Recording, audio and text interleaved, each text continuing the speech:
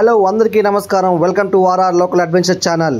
ఈరోజు కోదండరామస్వామి వారికి గరుడ వాహనం అని జరగబోతుంది. స్వామివారు గరుడ వాహనం మీదుగా ఊరేగింపుగా రావడం జరిగింది.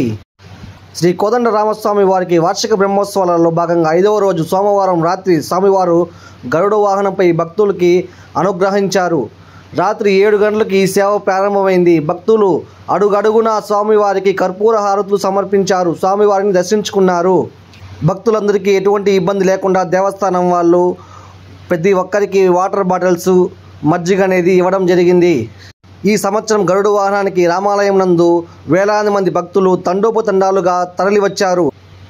మేమైతే గరుడ వాహనం చూసుకున్న తర్వాత స్వామివారిని దర్శించుకోవడానికి ఆలయం లోపలికి వెళ్ళాము. ఆలయం లోపలికి వెళ్ళిన వెంటనే పుష్పాలతో చాలా అందంగా గుడి మొత్తం డెకరేషన్ చేస్తున్నారు. మీరు కనుక తిరుపతి వాసులైతే మీరు కూడా రామాలయానికి వెళ్ళండి. ఈరోజు ఈవినింగ్ గజవాహనం ఉంటుంది. ఒకసారి మీరు కూడా స్వామివారిని వెళ్ళి దర్శించుకోండి. ఈ వీడియో కనుక మీకు నచ్చినట్లయితే లైక్ చేయండి, షేర్ చేయండి, కామెంట్ చేయండి.